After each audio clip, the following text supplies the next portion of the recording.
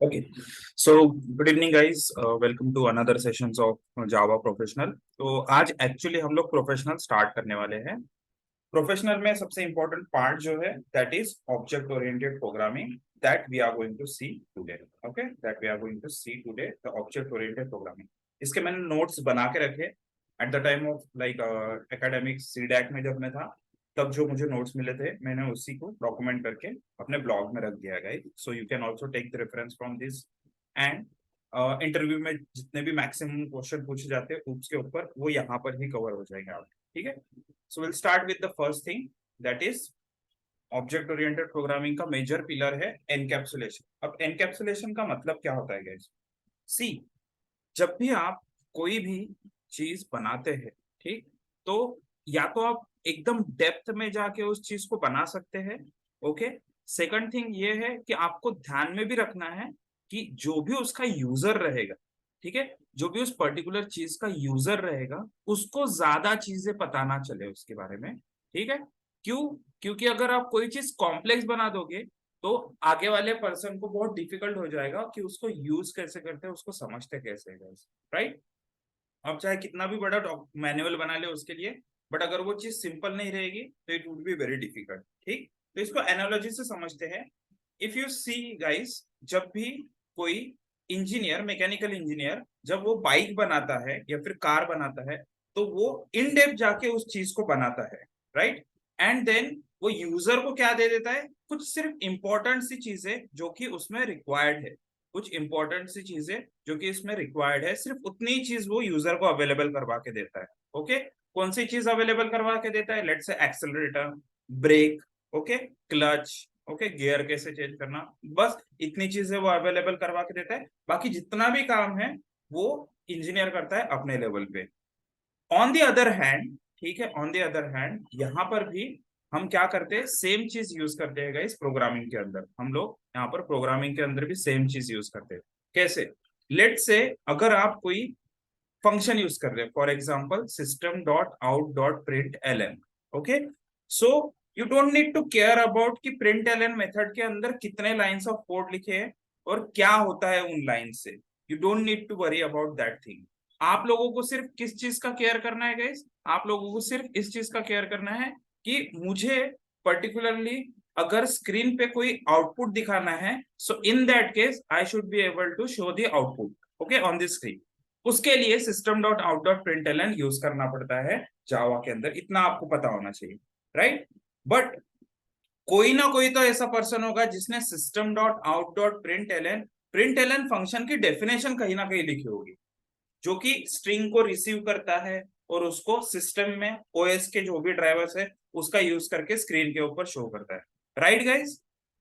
तो इसका मतलब क्या है कि जिस पर्सन ने वो प्रिंट एल मेथड बनाई है, लाइंस ऑफ कोड लिखे, हार्डवेयर से रिलेटेड, उसमें जो डिस्प्ले होता है उससे रिलेटेड ड्राइवर्स वगैरह का यूज करके कुछ कोड लिखा होगा 15-20 लाइन का. एंड जिस पर्सन ने भी वो कोड लिखा है उसने क्या करके रखा है? एनकैप्सुलेट करके रखी है उस चीज को. And that person is nothing but called as encapsulation वाला person. Fine. That person is nothing but encapsulation वाला person. He has done the encapsulation. Now, what you are going to do, guys? आप लोग system dot out dot println function को just use कर रहे हो. So you would be considered as हमने abstraction use किया. Right. सो abstraction का concept कहां पर आता है? जब आपको सिर्फ बेसिक आइडिया भी हो, जब आपको किसी चीज का बेसिक आइडिया भी हो, then in that case you can say you are using abstraction. Simple language में समझते हैं. कभी आपने कॉलेज में, मे बी जूनियर कॉलेज में या फिर अभी कॉलेज में, कहीं पर भी आप प्रेजेंटेशन देने जाते हैं तो एक बेसिक आइडिया आपको शो करना पड़ता है जिसको आप सिनॉप्सिस या फिर एब्स्ट्रैक्ट बोलते हो गए. तो वो एब्स्ट्रैक्ट के अंदर सारी की सारी चीजें नहीं रहती है, बट कुछ बेसिक चीजें रहती है जिसकी वजह से आपके टीचर्स उस चीज को अप्रूव कर देते हैं. ठीक. एक्चुअल प्रेजेंटेशन तो बहुत बड़ा होता है, बट एब्स्ट्रैक्ट से आपको थोड़ी बहुत आइडिया आ जाती है. एंड जो पूरा का पूरा प्रेजेंटेशन आप बना रहे, that is nothing but you can से इट्स एन एनकैप्सुलेशन. फाइन. कोई भी अगर आप क्लास बनाते हो, ठीक, कोई भी अगर आप क्लास बनाते हो खुद से, फॉर एग्जांपल अगर आपने एक क्लास बनाया, लेट्स से एक सर्कल नाम का क्लास बनाया, ओके, एक सर्कल नाम का क्लास बनाया, उसमें रेडियस लिया है, ठीक है, as a function, as a member, और वहां पर एरिया नाम की मेथड बनाई और सरकमफरेंस नाम की मेथड बनाई। तो आपने क्या किया, एनकैप्सुलेट कर दिया इस क्लास को, ठीक, जो कि कर्ली ब्रेस के अंदर आता है, राइट। एनकैप्सुलेट मतलब एक कैप्सूल में जैसे आप करते हो, स्टोर करके रखते हो कोई चीजें, ठीक, आपने क्या किया, डेटा मेंबर और मेंबर फंक्शन को एनकैप्सुलेट कर दिया। आगे वाला पर्सन को क्या सर्कल क्लास में क्या लिखा है ये चीज जानने की जरूरत है क्या, नहीं। आगे वाले पर्सन को, आगे वाले पर्सन को जस्ट यूज करते आना चाहिए। यूज कैसे करते आना चाहिए, circle C equals to new circle, ठीक। अभी के केस में ऐसा लगता है हमें कि हम ही क्लास को यूज कर रहे हैं, हम ही ऑब्जेक्ट बना रहे हैं, तो यहाँ पर कोई ऐसा डिफरेंस पता नहीं चलता। बट इन इंडस्ट्री जनरली ये क्लासेस कौन बना के रखता है, कोई अपर डेवलपर बना के रखता है, लेट्स से सीनियर डेवलपर बना के रखता है। तो वो क्या करके रखता है गाइस, एनकैप्सुलेट करके रखता है, ओके। एंड आप लोग उस क्लास को यूज करते हो। तो सी डॉट एरिया अगर मैं करूंगा, तो you are just doing like abstraction वाला process you are following, okay, abstraction वाला प्रोसेस, क्योंकि आपको जस्ट पता है कि हाँ ऐसा करूंगा मैं, तो ये मुझे आउटपुट दे देगा, ठीक है। मुझे सिर्फ इतना बेसिक आइडिया पता होना चाहिए कि सर्कल की रेडियस, लेट्स से यहाँ से राउंड ब्रैकेट में ही मैं सर्कल की रेडियस यहाँ से राउंड ब्रैकेट में पास कर रहा हूँ, एरिया निकाल रहा हूँ, सर्कमफरेंस निकाल रहा हूँ, फाइन। सो एनकैप्सुलेशन मतलब कि डेटा बाइंड करके रखना, कौन सा, data members and member functions को बाइंड करके रखना, वो भी कर्ली ब्रेस के अंदर, राइट, वो भी आपका कर्ली ब्रेस के अंदर आप रखते हो, ठीक है। दैट इज नथिंग बट ये पूरा का पूरा आपने डेटा मेंबर और मेंबर फंक्शन को जो रखा है, दैट इज एनकैप्सुलेशन वाला पार्ट, ओके। सो ये कैप्सूल के जैसा होता है, एक कैप्सूल के अंदर जैसे कंटेंट होते हैं डिफरेंट, ठीक है, कुछ let's say different different colour के छोटे छोटे बीन्स होते हैं, तो आपने देखा होगा कि उसको हम कैप्सूल बोलते हैं, ठीक है, वो विजिबल भी रहता है मोस्ट ऑफ द केसेस में, ठीक है। That is nothing but they have done encapsulation, और आपको क्या करना है, सिर्फ उसको यूज करना है, तो you are doing abstraction guys, simple. तो ये कंसेप्ट एक्चुअली समझना जरूरी है। इंटरव्यू में आपने अगर अपार्ट फ्रॉम दैट वो गाड़ी चलाते हैं, एनालॉजी आप बताते हो कि हम बाइक चलाते हैं, तो वहां पे एब्स्ट्रैक्शन किया रहता है, हमें पता नहीं रहता, हम यूजर से इंफॉर्मेशन हाइड करके रखते हैं। It is not like that guys, यहाँ पर यूजर कौन है वो भी आपको समझना बहुत जरूरी है। एब्स्ट्रैक्शन का मतलब हाँ, यूजर से इंफॉर्मेशन हाइड करके रखते हैं, बट कौन सा यूजर होता है वो गाइस, कौन सा यूजर होता है, आप क्या, आपको क्या लगता है कि वो सॉफ्टवेयर जो यूज कर रहे हैं वो यूजर है, नहीं, ऐसा कभी हो ही नहीं सकता। जो यूज करने वाले लोग हैं वो आप हो, ठीक है। There are three types of roles, there are three types of roles. कौन कौन से यूजर है यहाँ पर, एक है क्रिएटर, ठीक है, एक है क्रिएटर जिसने जावा के कोड लिखे हैं गाइस, जो बड़ी बड़ी कंपनीज रहती है जिन्होंने कलेक्शन फ्रेमवर्क बनाया है, ठीक है, फिर जिन लोगों ने लिस्ट बनाया है, जिन लोगों ने स्प्रिंग फ्रेमवर्क बनाया है, उन वो लोग एक्चुअली क्रिएटर है, ठीक है, वो लोग एक्चुअली क्रिएटर है, एक्चुअल डेवलपर बोल सकते हैं आप उसको। दूसरा होता है यूजर, जो कि एक्चुअली हम खुद होते हैं, कौन से, कोडर, ठीक है। हम क्या करते हैं, इन्होंने जो कुछ भी बनाया वो चीज हम सिर्फ यूज कर रहे हैं। System dot out dot println आपने खुद ने बनाया क्या, नहीं। पब्लिक स्टैटिक वॉइड में आप उसके अंदर डेफिनेशन लिखते हो, that is you have done that thing, but public static void में एक तरह से उन लोगों ने आपको प्रोवाइड करके दिया है जो एंट्री पॉइंट होता है, ठीक। तो आप लोग यूजर हो इसके जावा कोडिंग लैंग्वेज के, ठीक, तो आपसे हाइड करके रखा हुआ है चीज कि system dot out dot println के अंदर क्या लिखा है वो आप लोगों से हाइड करके रखा है गाइस, ठीक, कोई सॉफ्टवेयर यूज करने वाले से हाइड करके नहीं रखा है, okay. And the third type of user is and user, third type of user is and user, जो उस सॉफ्टवेयर को यूज करने वाला है, ठीक है। उससे तो हम हर एक चीज छुपा के रखते हैं, उसको सिर्फ फंक्शनलिटी दिखाते हैं स्क्रीन के ऊपर वेन एवर नीडेड, ठीक। तो ऐसे हम जो कोडर है, हम कोडर क्या करते हैं, हमसे हम लोगों से हाइड कौन करके रखता है इंफॉर्मेशन, जो क्रिएटर है उस कोडिंग लैंग्वेज के। Getting it guys, so basic information provide करना इज नथिंग बट एब्स्ट्रैक्शन, और hiding the data is called encapsulation, ऐसा ऐसा बोलते हैं, okay.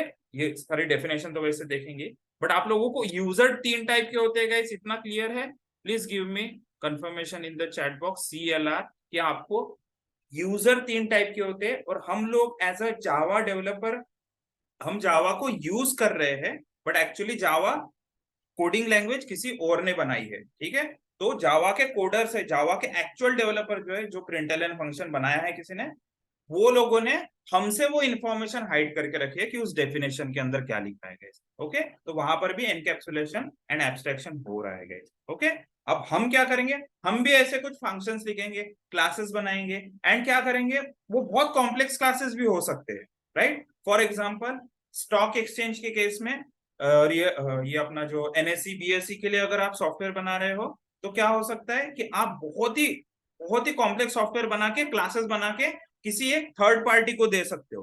For example Kuvera, Zerodha, ठीक है, ग्रो, ये जो भी सॉफ्टवेयर है, एप्स है जो ट्रेडिंग से रिलेटेड है, तो उनको आप वो अपनी वेब सर्विस उनको बेच सकते हो, ठीक है, आप अपने क्लासेस उनको बेच सकते हो। तो क्या होगा, वहां के कोडर्स जो है, वहां के डेवलपर्स जो है, वो सिर्फ क्लास को यूज करेंगे, आप जो भी क्लास उनको प्रोवाइड करके दोगे उस क्लास को यूज करेंगे, उससे वो कैलकुलेट करके जो भी अप रेट जा रहा है, डाउन रेट जा रहा है, एंड देन उसके ऊपर जीएसटी कितना लगना चाहिए, टैक्स कितना लगना चाहिए, कमीशन कितना लगना चाहिए, वो सारे के सारे लॉजिक जो है वो आपने हाइड करके रखे, किससे, वहां के डेवलपर से, जो वहां पर जीरोदा में काम कर रहा है गाइस, राइट। तो आप लोग भी खुद से ऐसे क्लासेस बना के उनको प्रोवाइड कर सकते हो। सो आप लोग एनकैप्सुलेट करके दे दोगे and they are doing their abstraction at that level, ठीक है, वो लोग अपने एंड से एब्स्ट्रैक्शन कर रहे हैं, फाइन।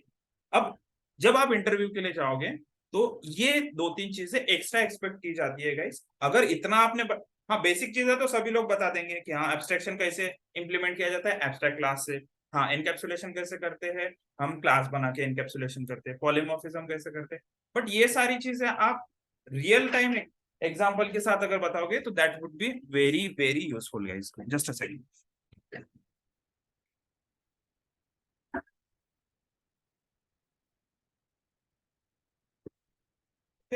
तो ये क्लासेस आपने जो बनाने हैं वो एनकैप्सुलेट करके रखने हैं। It is similar to medical की जो कैप्सूल होती है, जहाँ पे डिफरेंट कंटेंट्स आप टुगेदर करके रखते हो, ठीक है। थर्ड वन है पॉलीमॉर्फिज्म गाइस। अब पॉलीमॉर्फिज्म क्या होता है, एक होता है सिंगल, मोनो, ठीक है, बोलते हैं ना कि जियो की मोनोपॉली हो गई है, so mono is nothing but singular, okay, and poly means multiple. Simple सा एग्जांपल देखते हैं, उससे में हम पता करते हैं कि क्या होता है पॉलीमॉर्फिज्म। तो फर्स्ट वन इज, जब भी आप, ठीक है, जब भी आप लेट से एक बॉटल को, एक बॉटल का एग्जांपल लेते हैं, पानी की बॉटल अगर लेते हैं आप, तो इट इज नॉट नेसेसरी कि उसमें पानी ही भरा जा सकता है, you can use it to drink, like कुछ लोग उसमें पानी भर सकते हैं, कुछ लोग उसमें जूस भी भर सकते हैं, कुछ लोग लेट से वो क्या होता है, ग्लूकॉन डी भी उसमें रख सकते हैं, राइट। तो एक ही चीज को मैं मल्टीपल लाइक पर्पस के लिए यूज कर सकता हूँ, राइट। कभी कभी ऐसा हो सकता है कि मैं बॉटल का यूज करके किसी को मार भी दूं, राइट, उसको एज अ टूल भी यूज कर सकता हूँ मैं। तो एक ही चीज के मल्टीपल फॉर्म्स हो सकते हैं गाइस, एक पर्पस, एक ही चीज एक है, उसके मल्टीपल फॉर्म। सेकंड एग्जांपल अगर एनालॉजी देखा जाए, तो वॉशिंग मशीन होती है, वॉशिंग मशीन में सभी लोग कपड़े धोते हैं, राइट। तो पंजाब के लोग, पंजाब के कुछ सेक्टर्स में क्या होता है कि नया वॉशिंग मशीन खरीदते हैं वो, और उसमें वो लोग कपड़े नहीं धोते, उसी में लस्सी बनाते हैं, क्योंकि वहां पे डिमांड बहुत ज्यादा रहती है और रेगुलर बेसिस पे वो लस्सी पीते हैं, तो बहुत फास्ट उसमें लस्सी बन जाती है। So they don't need to worry about कि कितने भी लोग आए, मुझे हाथ से लस्सी नहीं बनानी है, वॉशिंग मशीन बना के दे देगा, और उसका जो ड्रेन रहता है, वो ड्रेन का यूज करके they can like get the fresh lassi, okay. तो एक ही चीज के दो उन्होंने यूज कर दिए। फिर आता है लेट से एक व्हाइट बोर्ड का एग्जांपल ले लेते हैं। तो व्हाइट बोर्ड में आप क्या कर सकते हो, कुछ लिख सकते हो, ठीक है, आपके कॉलेज में भी आपने देखा होगा कि व्हाइट बोर्ड पे आप कुछ लिख सकते हो, एंड व्हाइट बोर्ड पे कुछ लिखने के साथ साथ आप क्या कर सकते हो, अगर प्रोजेक्टर है तो प्रोजेक्टर को भी व्हाइट बोर्ड पे आप प्रोजेक्ट करवा सकते हो, ठीक है, स्क्रीन एज अ स्क्रीन के जैसे यूज कर सकते हो, ठीक। तो एक ही चीज का आप मल्टीपल यूज भी कर सकते हो गाइस। सिमिलरली कोडिंग के केस में, सिमिलरली कोडिंग के केस में भी आप क्या कर सकते हो, एक जैसे फंक्शंस को, एक जैसे फंक्शंस को आप मल्टीपल डेफिनेशंस दे सकते हो, ठीक है। नाम एक ही रहेगा फंक्शन का, लेकिन आप मल्टीपल डेफिनेशन दे सकते हो किसी भी फंक्शन को, ठीक है। वो कैसे करते हैं, वो चीज थोड़ा सा मैं यहाँ पर आपको बताता हूँ, जस्ट कोडिंग का ही एग्जांपल देता हूँ। लेट से मैं चाहता हूँ कि ऐड फंक्शन रहे मेरे पास, ऐड फंक्शन रहे, और वो दो नंबर्स की एडिशन करके दे, ठीक है, दो नंबर्स की एडिशन करके दे, ठीक है। अब सेम नेम से मैं अगर दूसरा फंक्शन बनाता हूँ, सेम नेम से अगर मैं दूसरा फंक्शन बनाता हूँ और उसमें तीन पैरामीटर्स डाल देता हूँ, then also it will allow me. ठीक है, सिर्फ क्या करना पड़ेगा आपने पास करते वक्त। ठीक है, ये फंक्शन वन हो गया, F1 F2। तो आपने जिस तरह के आर्गुमेंट्स पास किए गए, आपने जिस तरह के आर्गुमेंट्स पास किए उस पर डिपेंड करता है कि कौन सा फंक्शन कॉल होगा। इफ आई से आई हैव पास्ड 5 and 6, आप लोग खुद मुझे बताओ कि F1 एग्जीक्यूट होगा या F2 एग्जीक्यूट होगा। F1 एग्जीक्यूट होगा या फिर F2 एग्जीक्यूट होगा गाइस? Tell me. कि मैंने पास किया add 5, 6, so you need to tell me कि F1 एग्जीक्यूट होगा या F2 एग्जीक्यूट होगा। एड का कौन सा फंक्शन एग्जीक्यूट होगा?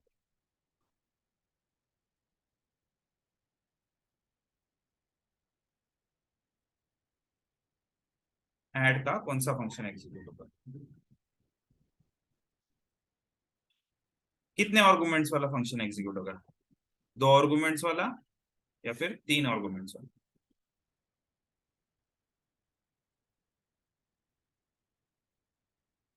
F1 एग्जीक्यूट होगा। क्यों? क्योंकि मैंने 2 पैरामीटर्स, 2 आर्गुमेंट्स पास किए। तो इसका यूज करके क्या होगा कि 5 जाएगा एक्स में, ठीक, 5 जाएगा एक्स में और 6 जाएगा वाई के अंदर। Okay, that's how it will run. Okay, in case अगर मैंने नेक्स्ट स्टेटमेंट में लिखा एड 5, 6, 7, तो मैं नाम सेम है, but based on parameter, based on different parameters, it is going to be decide कि ये कहां पर कॉल होगा गाइस, कहां पर कॉल होगा। ठीक, तो बेस्ड ऑन पैरामीटर ये डिसाइड होगा कि वो कहां पर कॉल होगा। ओके, अनदर थिंग, लेट से लेट से आपके केस में अगर दो अलग अलग क्लास है, दो अलग अलग क्लास है, ये क्लास ए है, ये क्लास बी है, और क्लास बी ने एक्सटेंड किया है ए को, मतलब ए की सारी फंक्शनैलिटी यहां पर आ गई। ओके, ए की सारी फंक्शनैलिटी यहां पर आ गई। अब सेम फंक्शन ऐड नाम का एक्स कॉमा वाई, और ऐड नाम का फंक्शन यहां पर भी एक्स कॉमा वाई। तो इस केस में अगर मैं ए का O1 मतलब ऑब्जेक्ट वन बनाता हूं, तो न्यू ए अगर लिखता हूं, तो O1 डॉट ऐड करूंगा तो ऑब्वियसली ये F1 ही कॉल होगा हमेशा। ठीक है, हमेशा वो F1 ही कॉल होगा। But in case of B, अगर मैं बी का ऑब्जेक्ट बनाता हूं equals to new B and O2 dot add अगर कॉल करता हूं, ठीक है, यहाँ पर 5, 6 डाल देते हैं, एंड यहाँ पर 5, 6 डाल देते हैं, सेम नंबर्स।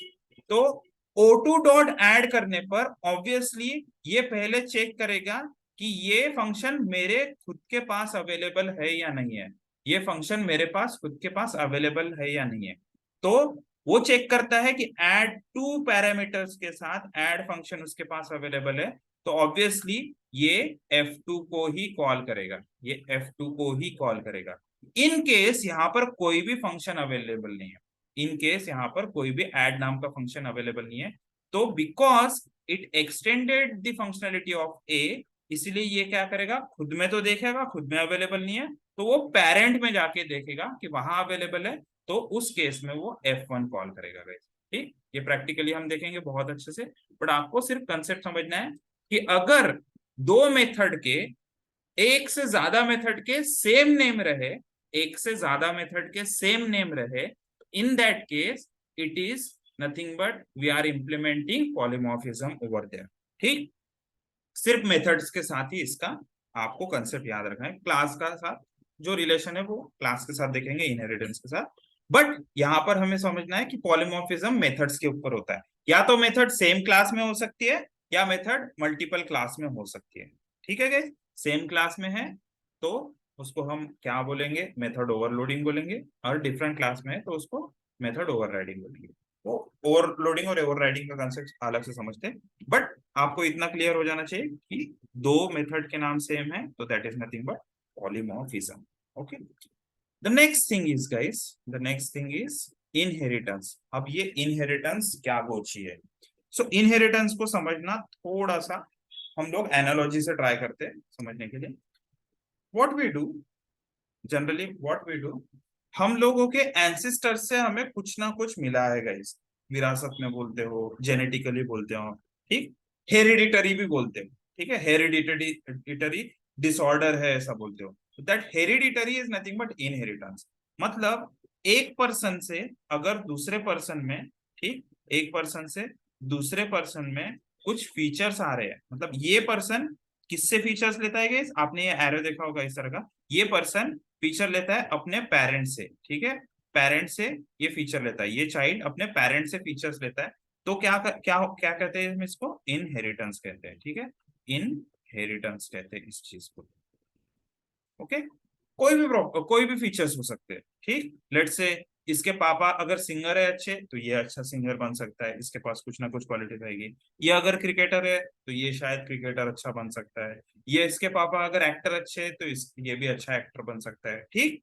तो द थिंग इज कुछ फीचर्स इसके पेरेंट्स से यहाँ पर इसको मिलेंगे चाइल्ड को, so in that case you can say inheritance. अब ये जो चाइल्ड है इसका भी एक चाइल्ड हो सकता है, इसका भी एक चाइल्ड हो सकता है, और ये अपने पापा से फीचर्स भी ले सकता है, ठीक। तो ये हो गया ग्रैंड चाइल्ड। तो ग्रैंड चाइल्ड के केस में क्या होगा गाइस, कि इसके पापा के जो फीचर्स है, इसके पापा के जो फीचर्स है ये इसे मिलेंगे ही, ये तो मिलेंगे ही, बट शायद ऐसा हो सकता है कि इसके जो पेरेंट है इसके भी फीचर्स इसको मिल जाए, जो भी पब्लिकली अवेलेबल है, जो भी पब्लिकली अवेलेबल इनके थ्रू यहाँ पर मिले होंगे, वो सारे फीचर्स यहाँ पर भी अवेलेबल हो जाएंगे, ठीक है। तो इन दैट केस अगर ऐड नाम का फंक्शन मैंने यहाँ पर लिखा और ये दोनों क्लास के अंदर मैंने ऐड नाम का फंक्शन अगर नहीं लिखा, तो ये टॉप में जो पापा है इसके पेरेंट, ठीक, वहां से वो फंक्शन रन करवाएगा गाइस, ठीक है, ये यहाँ का फंक्शन रन करवाएगा। इन केस मैंने अगर ऐड नाम का फंक्शन यहाँ पर लिख दिया,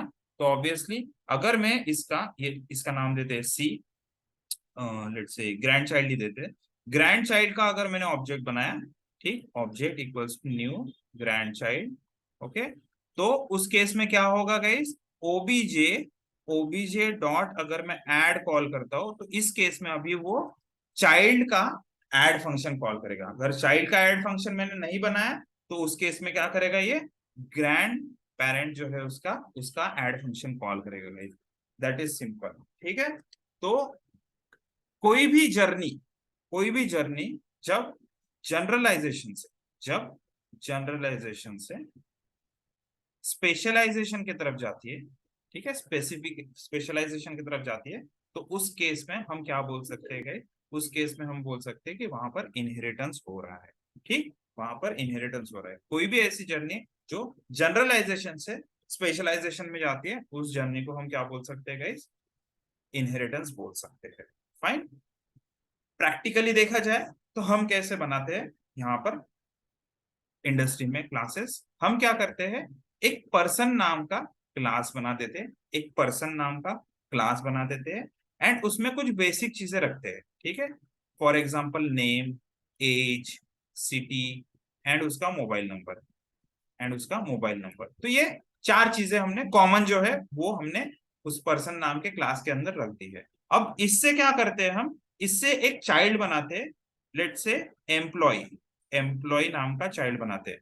तो मैं अब यहाँ पर एम्प्लॉय में name, age, city, mobile number फिर से एंटर नहीं करूंगा गाइस, मैं इसको फिर से एंटर नहीं करूंगा क्योंकि कोड डुप्लीकेशन हो जाएगा, and then you would say कि वो बहुत बैड कोड हो गया अगर जहां पर कोड डुप्लीकेट हो रहा है। तो मैं क्या करूंगा, पर्सन की ही चीजें यूज करूंगा और इसकी खुद की चीजें क्या कर सकता हूँ, बिल्ड कर सकता हूँ, for example EMP ID and salary, इस तरह की चीजें मैं क्या कर सकता हूँ, इसमें सिर्फ एम्प्लॉय में रख सकता हूँ, बाकी सारी चीजें इसको बोलूंगा कि एक्सटेंड कर ले पर्सन से, एक्सटेंड कर ले पर्सन से, ठीक। तो पर्सन के पास जितनी चीजें वो चीजें एज इट इज उसको मिल जाएगी, एंड इसके खुद के जो फीचर्स है EMP ID और सैलरी से रिलेटेड वो सिर्फ यहाँ पर रखेंगे, ठीक। तो हमने क्या किया, पर्सन एक जनरल टर्म है, पर्सन एक जनरल टर्म है, लेकिन एम्प्लॉय एक स्पेसिफिक टाइप ऑफ एम्प्लॉय हो सकता है।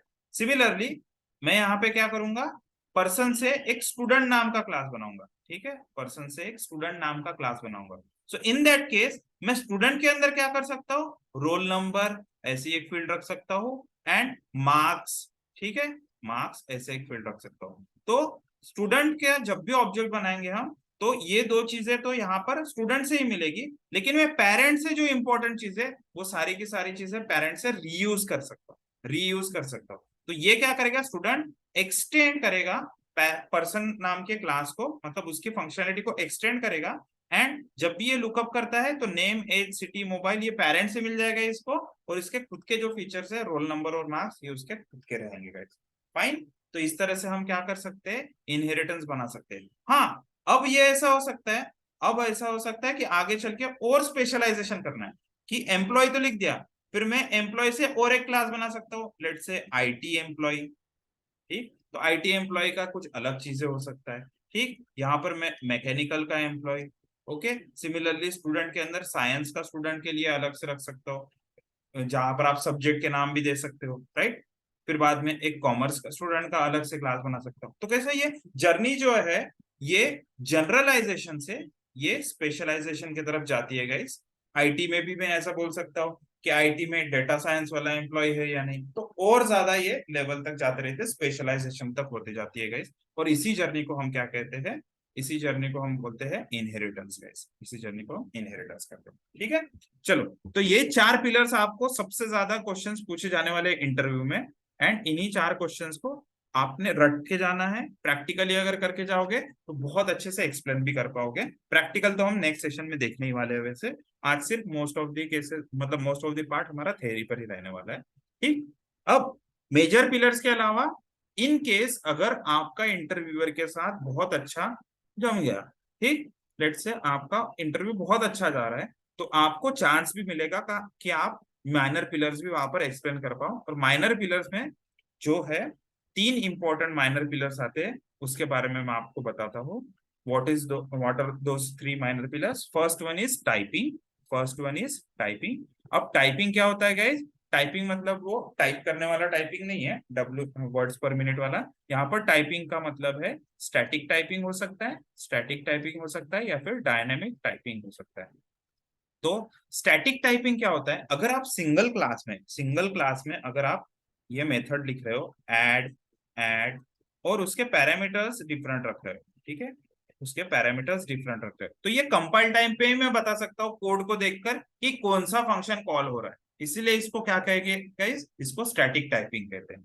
जहां पर आप एक क्लास के अंदर आप अगर दोनों फंक्शंस के नाम सेम है लेकिन डिफरेंट पैरामीटर्स है, तो उस केस में आप कंपाइल टाइम में ही बता सकते हो कोड की तरफ देखकर कि कौन सा फंक्शन कॉल होना है। उस चीज को क्या कहते हैं गए? स्टैटिक टाइपिंग कहते हैं। ठीक, ऑन दी अदर हैंड अगर आपका इनहेरिटेंस चल रहा है, मतलब there is a parent, there is a child, ठीक, there is a parent, there is a child, तो पेरेंट के अंदर अगर ऐड फंक्शन लिखा है मैंने, तो क्या होता है? उसका पैरामीटर भी सेम होना चाहिए guys. Let's say X comma Y, यहाँ पर पैरामीटर भी सेम होना चाहिए, add X comma Y. And child के अंदर अगर मैंने कोई भी ऐड नाम का फंक्शन नहीं बनाया तो ऑब्वियसली वो पेरेंट को ही कॉल करेगा। बट इन केस अगर यहाँ पर ऐड नाम का फंक्शन अवेलेबल है, तो रन टाइम पे डिसाइड होगा कि ऑब्जेक्ट किसका बना है। मैं इफ एल्स कंडीशन डाल के गाइस कौन सा भी ऑब्जेक्ट बना सकता हूँ। मैं चाहे पी ऑब्जेक्ट बना सकता हूँ या फिर सी ऑब्जेक्ट बना सकता हूँ, दोनों में से कोई भी ऑब्जेक्ट बना सकता हूँ गाइस मैं इफ एल्स कंडीशन डाल के। तो वो रन टाइम पे डिसाइड होगा गाइस, वो रन टाइम पे डिसाइड होगा कि कौन सा कॉल होने वाला है, ठीक, कौन सा मेथड कॉल होने वाला है। तो in such cases we can say this is dynamic polymorphism. मतलब कंपाइल टाइम में कंपाइल तो हो जाएगा कोड, लेकिन रन टाइम में जो भी यूजर ऑप्शन सिलेक्ट करेगा उसके हिसाब से वो फंक्शन कॉल होगा गाइस। ठीक, ये हम चीज एक्चुअली जो हमारा स्प्रिंग है, स्प्रिंग फ्रेमवर्क, वहां पर डिपेंडेंसी इंजेक्शन में बहुत अच्छे से पढ़ने वाले। बट फिलहाल जस्ट आप लोगों को कंसेप्ट में बता रहा हूँ, और मेथड ओवरलोडिंग और मेथड ओवरराइडिंग का नेक्स्ट सेशन में ही बता दूंगा मैं, ये चीज कैसे इंप्लीमेंट होता है। ठीक, तो स्टैटिक जो पॉलीमॉर्फिज्म है, स्टैटिक टाइपिंग जो है, इसी को हम मेथड ओवरराइडिंग बोलते गए, मेथड ओवरराइडिंग। एंड जो डायनेमिक पॉलीमॉर्फिज्म है उसी को हम बोलते हैं मेथड, सॉरी, यहाँ पर मेथड ओवरलोडिंग बोलते हैं, ठीक है, ओवरलोडिंग। एंड मेथड को ओवरराइड करना मतलब पहली वाली मेथड जैसे उसी के डेफिनेशन को ओवरराइड कर रहा हूं मैं, चाइल्ड क्लास में मेथड डिफाइन करके, उस चीज को बोलते हैं गाइस मेथड ओवर राइडिंग या फिर डायनेमिक टाइपिंग। ठीक, डायनेमिक टाइपिंग और डायनेमिक पॉलीमॉर्फिज्म भी बोलते हैं। ठीक, उसके बाद आता है आपका नेक्स्ट चीज, दैट इज परसिस्टेंस। अब परसिस्टेंस मतलब क्या है कि स्टोर करके रखना। आप डेटा कहीं पर भी स्टोर करके रखो, आप हार्ड डिस्क में स्टोर करके रखो, एसएसडी में, एचडीडी में, किसी भी फाइल फॉर्मेट में, ठीक, तो उस चीज को बोलते हैं आपने डेटा को स्टोर करके रख दिया। लेट्स से ऑब्जेक्ट बनाया, ऑब्जेक्ट का डेटा आपने किसी फाइल में स्टोर करके रख दिया, that is nothing but persistent. Second होता है कि आपने किसी डेटाबेस के अंदर वो डेटा रख दिया, ठीक, तो वो कभी भी वहां से निकलेगा नहीं गाइस, वो कभी भी वहां से निकलेगा नहीं, तो उसी चीज को क्या बोलते हैं गाइस, परसिस्टेंट। मतलब आपका जो डेटा है, ठीक, आपका जो डेटा है प्रोसेस होने के बाद आप कहीं ना कहीं उसको स्टोर करके रखिए, हमेशा के लिए स्टोर करके रखिए। मतलब आपका कंप्यूटर अगर बंद भी होता है, नेक्स्ट टाइम ऑन भी करते हैं तो भी वो अवेलेबल है, that is nothing but persistence. Okay, persistence उसी चीज को बोलते हैं। तो डेटा को स्टोर करके रखना, या तो आप फाइल में स्टोर करके रखते हो। इनिशियली जो 90s में लोग हमेशा फाइल्स में स्टोर करके रखते थे, बट उसके बाद एसक्यूएल वगैरह काफी ज्यादा पॉपुलर हुआ, ओरेकल वगैरह ने बहुत ज्यादा इंडस्ट्री में रिवोल्यूशन लेकर आए। तो आजकल लोग क्या करते हैं कि डेटा जो भी रहता है वो ऑब्जेक्ट का डेटा सीरियलाइज करके फाइल में रखने की जगह they keep it in database, ठीक है, they keep it in database. तो उससे मैनिपुलेशन वगैरह काफी इजी हो जाता है। इसीलिए क्या होता है कि आज के डेट में मोस्ट ऑफ द केसेस में आपको डेटा डेटाबेस में ही डाल के दिया जाएगा। तो that is nothing but persistent guide, ठीक। Now final one is concurrency. Final one is concurrency. इसको समझते थोड़ा सा पहले थ्योरेटिकली समझते हैं, एंड मल्टी थ्रेडिंग में तो मैं अच्छे से समझा ही दूंगा कि ये क्या चीज है। लेट्स से you have one processor, let's say you have one processor, micro processor you have, यहाँ पर let's say core to do ऐसा बोल देते हैं इसको, तो 2 कोर का आपका प्रोसेसर है। एक पेंटियम 4 पहले आता था, तो पेंटियम 4 एक सिंगल कोर 1 कोर प्रोसेसर था, उसके बारे में बात करते हैं। तो ये क्या करता था, एक टाइम पे ये प्रोसेसर एक टाइम पे कितने 10 इंस्ट्रक्शंस को एग्जीक्यूट करता था, ठीक। बट जैसे जैसे सॉफ्टवेयर बढ़ते गए, सॉफ्टवेयर की रिक्वायरमेंट बढ़ती गई, फिर बाद में उसमें प्रोग्रामिंग भी थोड़े ज्यादा होने लगी और थोड़ा सा हेवी भी होने लगा वो सॉफ्टवेयर। तो उस केस में क्या हो गया कि ये माइक्रो प्रोसेसर जो थे वो फेल होने लगे, ये माइक्रो प्रोसेसर फेल होने लगे। तो क्या किया इन लोगों ने अब माइक्रो प्रोसेसर को जितना चाहे उतना उन्होंने स्मॉल बनाने का ट्राई किया, इलेक्ट्रॉनिक्स इंजीनियर है स्पेशली। सो फिर भी वो कितना छोटा बना सकते हैं, वो एटम से, इलेक्ट्रॉन से, प्रोटॉन से, न्यूट्रॉन से, उससे तो छोटा नहीं बना सकते। So what they have done, उन्होंने एक के ऊपर एक पैरेलली ऐसे डालना स्टार्ट कर दिया है, ठीक है, प्रोसेसर एक के ऊपर एक पैरेलली प्रोसेसिंग डालना स्टार्ट कर दिया है। फॉर एग्जांपल अगर आप देखोगे तो बर्डी के अंदर, ठीक है, बर्डी का जो पुल है वो पहले नहीं था। तो पहले क्या एक ही रास्ता हुआ करता था क्या, पहले एक ही रास्ता हुआ करता था। अब मैं चाहे कितना भी कोशिश कर लूं, एक साथ यहाँ से 2 ट्रक ही जा सकते थे, एक टाइम पे एक साथ यहाँ से 2 ट्रक ही जा सकते थे। तो इससे क्या हो रहा था कि पब्लिक तो बढ़ रही थी, ठीक है, गाड़ियां भी बढ़ रही थी, बट यहाँ पर एक ही रास्ता होने के कारण कारण नीचे यहाँ पर ट्रैफिक बहुत जमा हो जाता था, इस एरिया में ट्रैफिक बहुत जमा हो जाता था। तो व्हाट दे हैव डन कि यहाँ पर बिल्डिंग्स है ऑलरेडी, यहाँ पर बहुत सारे बिल्डिंग्स है, यहाँ पर भी बहुत सारे बिल्डिंग्स है, तो ये बिल्डिंग्स भी हटा नहीं सकते। सो अभी बचा क्या, तो उन लोगों ने क्या किया, वहां पर बीच में, ठीक है, बीच में यहाँ पर फ्लाईओवर बनाना चालू कर दिया, बीच में ही फ्लाईओवर बनाना चालू कर दिया। अब ये फ्लाईओवर की वजह से क्या हुआ, नीचे 2 ट्रक जा सकते थे, तो सिमिलर पैरेलल वे में उन्होंने और रास्ता बना दिया, तो और 2 ट्रक जाना चालू कर दिया। तो इससे क्या हो गया कि एक टाइम पे मेरे 4 ट्रक एक साथ, वहां पर 4 ट्रक या फिर बस जो बोल सकते हो, तो वो एक साथ ट्रैवल करने लगेगा, ठीक है। इन फ्यूचर ऐसा हुआ कि और ज्यादा डिफिकल्टी होने लगी, तो आप लोगों के सामने जैसे एक ब्रिज बना, वायाडक्ट जिसको बोलते हैं, एयरपोर्ट के तरफ का, और ज्यादा दिक्कत होने लगी कि मेट्रो बनानी है, तो उस केस में अभी क्या करेंगे, तो उन्होंने क्या किया, मेट्रो के लिए साइड में जगह नहीं है, हम क्या करते हैं, ब्रिज के ऊपर और एक ब्रिज बनाते हैं, इस ब्रिज के ऊपर और एक ब्रिज बनाते हैं। तो आपके पास अगर स्पेस अगर ज्यादा नहीं है, तो आप कैसे वर्टिकली उस चीज को बढ़ा सकते हो गाइस। हॉरिजॉन्टली अगर आपके पास स्पेस नहीं है तो वर्टिकली आप उसमें स्पेस बढ़ा सकते हो। So that's what they have done. उनके पास स्पेस नहीं थी, माइक्रो प्रोसेसर जितना छोटा कर सकते थे उतना छोटा किया, बट अभी जगह ही नहीं बची थी, तो उन्होंने मल्टीपल कोर डालना चालू कर दिया पैरेलली, एंड उसका यूज करके आज की डेट में बहुत सारे प्रोग्राम्स पैरेलली हम प्रोसेस कर पाते हैं।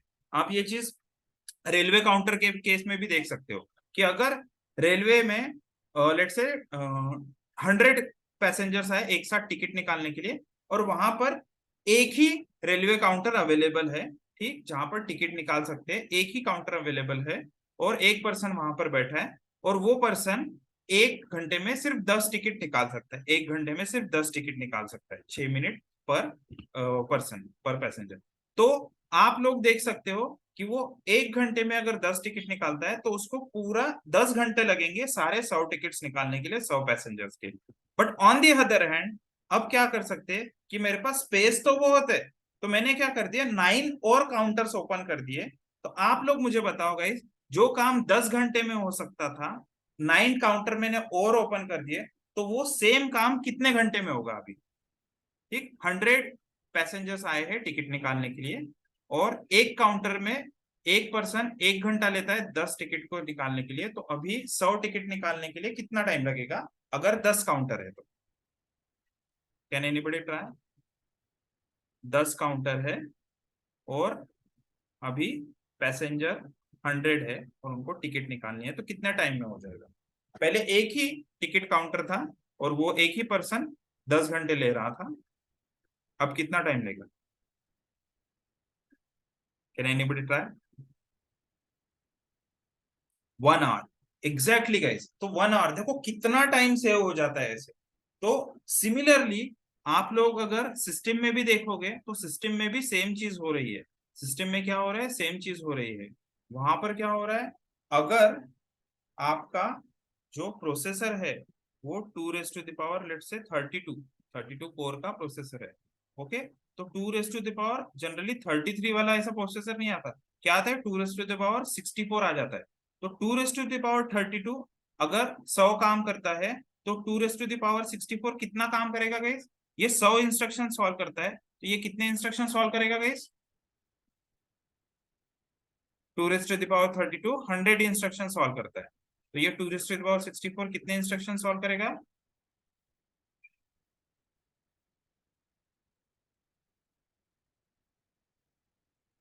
200, okay. Anything else?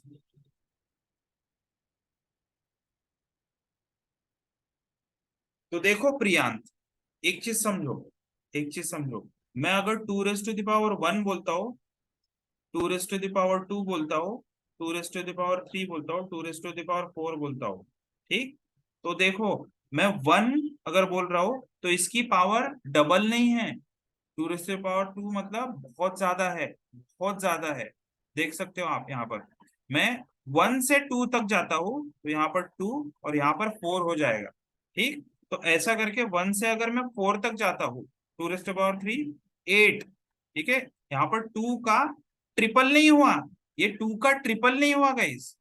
2 raise to 2, 2 multiplied by 2 ये 8 हो गया, ठीक। वैसे ही यहाँ पर 1 से अगर मैं 4 बोलता हूँ तो 2 इंटू 4 नहीं होगा, वो 2 इंटू 4 तो 8 ही हो जाएगा, बट यहाँ पर एक्चुअली वो 16 हो रहा है। तो वैसे 2 रेस टू द पावर 32 से 2 रेस टू द पावर 33 अगर होगा तो वो 200 इंस्ट्रक्शन सॉल्व करेगा। बट यहाँ पर 2 रेस टू द पावर 64 मतलब वो कई ज्यादा पावर है गाइस उसके पास, बहुत ज्यादा पावर हो जाएगी, इसका डबल नहीं होगा। डबल तो सिर्फ 2 रेस टू द पावर 33 में डबल होगा, बट आप देखोगे तो ये 3 4, जैसे 2 रेस टू द पावर अगर मैं 32 कर दूं तो ऑब्वियसली ये 2 रेस टू द पावर 1 से बहुत ज्यादा है, बहुत ज्यादा है गाइस, फाइन। तो ऐसे पैरेलल प्रोसेसिंग में ये लोग एक तरह से बोल सकते हो कि उतने सारे ब्रिजेस बना रहे हैं जिसकी वजह से बहुत सारे इंस्ट्रक्शन फास्ट एग्जीक्यूट हो पाते हैं आज की डेट में। बहुत सारे इंस्ट्रक्शन फास्ट एग्जीक्यूट हो पाते हैं आज की डेट। तो 64 कोर प्रोसेसर, फिर बाद में 128 कोर प्रोसेसर, ये सर्वर्स जो होते हैं ये इतने ही हाई कॉन्फ़िगरेशन के सर्वर्स होते गए। 32 कोर प्रोसेसर, 256 GB रैम, ऐसे ही सर्वर्स होते हैं, ठीक है। अपने सिस्टम में तो 16 32 GB तक आते हैं जनरली। जो सर्वर्स होते हैं वहां पर बहुत हेवी कॉन्फ़िगरेशन वाले चीजें होती है, ठीक। अब भले ही मैंने थ्योरी बता दिया है, बट फिर भी डेफिनेशन एक बार पढ़ लेते हैं and then we will wrap up this session, और प्रैक्टिकली फिर नेक्स्ट सेशन में इसको देखेंगे। जस्ट आप थोड़ा सा रिवाइज करके आना, ये वीडियो को फिर से देखना, ठीक। तो फर्स्ट पार्ट देखते हैं, व्हाट इज एनकैप्सुलेशन। तो binding data and putting it together is called encapsulation. जैसा कैप्सूल में होता है मेडिकल की, सिमिलरली ये कंसेप्ट है। Data and putting it together मतलब जैसे आपने नेम, एज, सिटी, ठीक है, सैलरी, ऐसा कंबाइन करके एक जगह पे रख दिया तो वो एंटिटी बन जाती है। That is the process of implementing abstraction is called encapsulation. आप एक तरह से एनकैप्सुलेशन कर रहे हैं, क्लास बना रहे हैं किसी और के लिए, ठीक, मतलब आप इंप्लीमेंट क्या कर रहे हैं, एक्चुअली एब्स्ट्रैक्शन को ही इंप्लीमेंट कर रहे हैं, क्योंकि आगे वाला पर्सन उसको देख नहीं सकता, बट आप एज अ सॉफ्टवेयर इंजीनियर आप सब कुछ बनाएंगे। As a mechanical engineer bike वाला सब कुछ बनाएगा तो वो एनकैप्सुलेट करके रखा है, बट आप एज अ यूजर आप क्या करोगे, उस बाइक को सिर्फ चलाना जानते हो तो बेसिक चीजें आपको आनी चाहिए, तो आप उस बाइक के यूजर हो जाओगे, तो आप आपके केस में वो एब्स्ट्रैक्शन हो जाएगा। थर्ड थिंग ऐसा हो सकता है कि उस बाइक पर कोई ऐसा पर्सन बैठा है पीछे जिसको बाइक चलानी भी नहीं आती है फिर भी वो मजे ले रहा है, तो वो एंड यूजर है, ठीक है, वो एक तरह से एंड यूजर है, ना तो उसको बाइक बनाना आता है ना तो उसको बाइक चलाना आता है, तो जो पीछे बैठता है वो एंड यूजर आप कंसिडर कर सकते हो। हमारे केस में जावा लैंग्वेज किसी ने बनाई है, हम लोग जावा लैंग्वेज का यूज कर रहे हैं कुछ सॉफ्टवेयर बनाने के लिए, एंड वो सॉफ्टवेयर को यूज करता है कोई तो भी एंड यूजर जिसको सॉफ्टवेयर बनाना भी नहीं आता फिर भी वो आराम से यूज कर सकता है, ठीक है, तो ऐसे यूजर्स होते हैं। Class is the basic unit of encapsulation, मतलब हम क्लास बनाते हैं ऑब्जेक्ट ओरिएंटेड प्रोग्रामिंग में, उसी जगह एनकैप्सुलेशन यूज होता है। And abstraction always describes the outer behaviour, obviously जो बाहर का बिहेवियर है वो इजीली समझ में आता है, and object and encapsulation describes inner behaviour of the object, मतलब आपको सब अंदर की चीजें पता रहेगी। जैसे जो जावा का कोडर है उसको पता रहेगा गाइस कि system dot out dot println के अंदर क्या लिखा हुआ है, और आप उस चीज को यूज कर रहे हैं तो आपको सिर्फ यूज करना आता है कि प्रिंटलन से क्या होता है, अंदर क्या लिखा है आपको पता नहीं रहता, राइट, तो अंदर की चीजें सिर्फ उनको पता है। और एक डेफिनेशन है एनकैप्सुलेशन, एनकैप्सुलेशन नहीं, वो तो क्लास की सेपरेट डेफिनेशन है, वो सेपरेट बता दें। एब्स्ट्रैक्शन क्या होता है, on the other hand process of getting essential things from an object is called abstraction, ठीक है, बहुत बेसिक चीज है। एब्स्ट्रैक्ट जैसा होता है सिनॉप्सिस, जिसमें बेसिक आइडिया होता है आपके टीचर को आप दिखाते हैं, that is nothing but abstraction, ठीक है। प्रिंटलन प्रिंटफ फंक्शन आपको कैसे यूज करना है उतना पता होना चाहिए, आपको कोई आइडिया नहीं रहा उसके अंदर क्या लिखा है और जाना भी नहीं, हमें तो फास्ट डेवलपमेंट करना है और फटाफट सॉफ्टवेयर मार्केट में प्लेस करना है, तो आप लोग एक तरह से एब्स्ट्रैक्शन यूज करते हैं। Polymorphism, polymorphism is the ability of any data to be processed in more than one form, एक सिंपल सी चीज है। पॉलीमॉर्फिज्म मतलब एक ऐसा फंक्शन, एक ऐसी चीज जिससे हम मल्टीपल काम करवा सकते हैं, बट जब वो कॉल हो रहा है उस समय डिपेंड करता है कि वो किस चीज के लिए उस वक्त यूज हो रहा है। The word itself indicates the meaning as poly means many and morphism means types, तो एक ऐड फंक्शन का हमने देखा, उसको प्रैक्टिकली भी देखने का, ठीक है। अनदर वन इज हायरार्की या फिर इनहेरिटेंस बोलते हैं, ठीक है, इस चीज को, तो यहाँ पर इनहेरिटेंस की एक सिंपल सी डेफिनेशन ध्यान में रखना, a journey from generalization to specialization is called inheritance, its main purpose is to achieve reusability. हमने देखा, हमने पर्सन क्लास बनाया, पर्सन क्लास से हमने क्या किया, सिंपली पर्सन क्लास का यूज करके हमने क्या कर दिया वहां पर, उसको उससे हमने एम्प्लॉय क्लास भी बनाया, उसी क्लास का यूज करके हमने स्टूडेंट नाम का क्लास भी बनाया, और पर्सन की जितनी भी चीजें वो हमने रीयूज कर ली, तो कोड भी कम लिखना पड़ा हमें बाद में, ठीक, और जो एग्जिस्टिंग कोड था उसको मैंने अच्छे से यूज भी कर दिया, तो रीयूजेबिलिटी इनहेरिटेंस में सबसे ज्यादा देखी जाती है।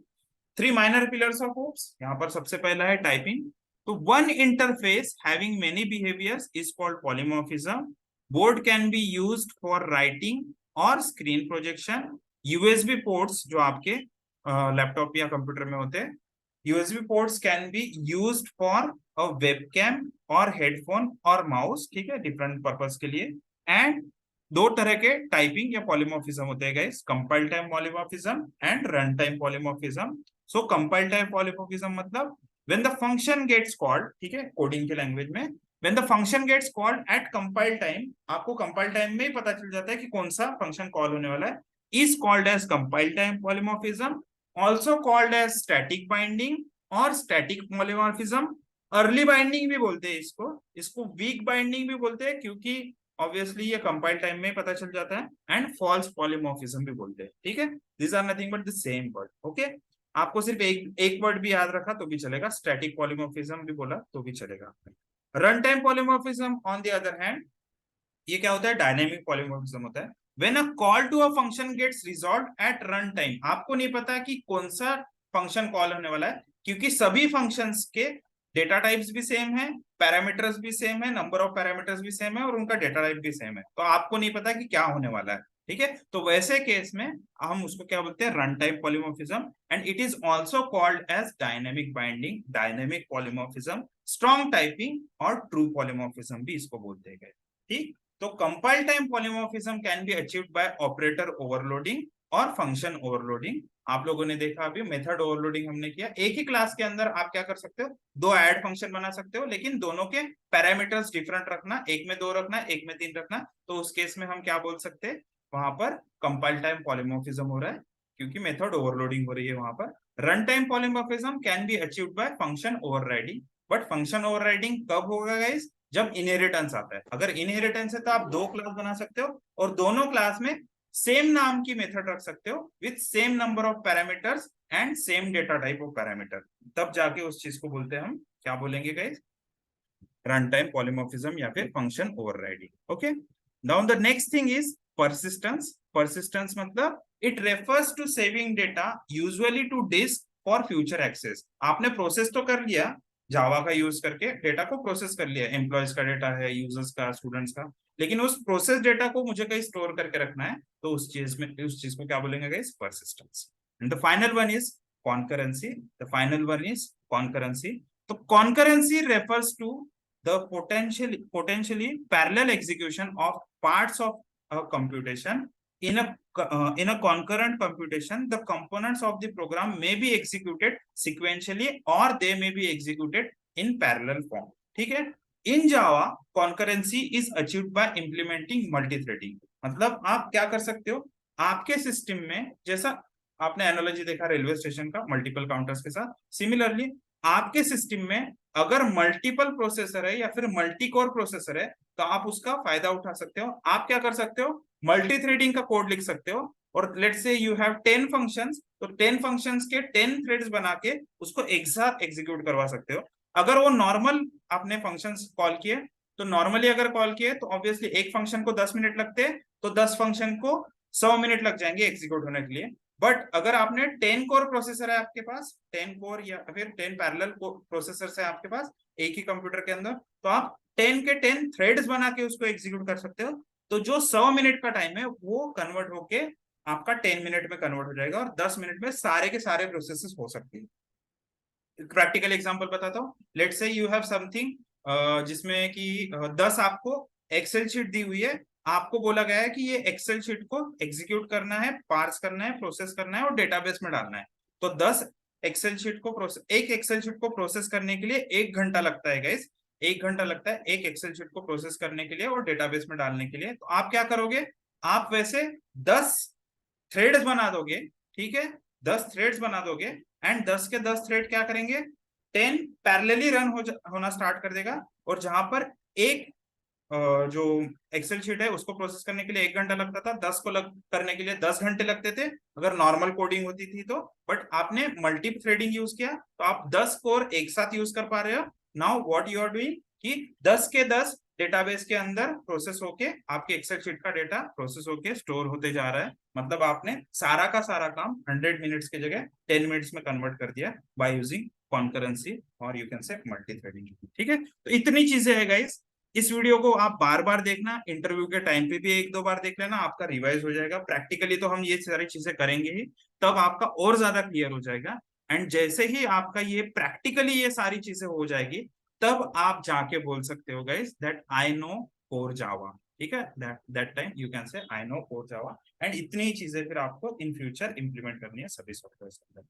I hope I am clear guys. थोड़ा सा लेंदी सेशन हो गया, but I hope I have given you some insights about object oriented programming के major और minor things। ठीक है, so इतना अगर clear है तो please give the comment in the chat box that clear the object oriented programming concept। आप इसको कभी भी read कर सकते हो guys। कोड इनसाइड एकेडमी के आप ब्लॉग पे चले जाना। ठीक है, कोड इनसाइड एकेडमी के आप ब्लॉग पे चले जाना। ब्लॉग पे जाने के बाद यू कैन सर्च फॉर, यहाँ पर सर्च बॉक्स में oops सर्च कर सकते हो। ओके, एंड ऊप्स सर्च करने के बाद ऑब्जेक्ट ओरिएंटेड प्रोग्रामिंग स्ट्रक्चर बोलते हैं इसको जनरली, क्योंकि सी लैंग्वेज में देयर वाज अ स्ट्रक्चर। ठीक, एंड इस पेज पर आप लैंड हो सकते हो एंड यहाँ पर आप इस डॉक्यूमेंट को देख सकते हो guys। ठीक, तो ये लिंक मैं इसे डिस्क्रिप्शन में भी रख दूंगा और ये चैट बॉक्स में भी आपको शेयर कर दूंगा। फाइन, चलो गाइस, नेक्स्ट सेशन में हम लोग इसका प्रैक्टिकली देखेंगे। ठीक है, एक एक करके प्रैक्टिकली इसको समझेंगे एंड देन जैसे ये कंप्लीट हो जाता है then we can say we are Java professionals. ठीक, हम लोग जावा प्रोफेशनल बन गए। चलो, thank you guys, see you in the next session, bye.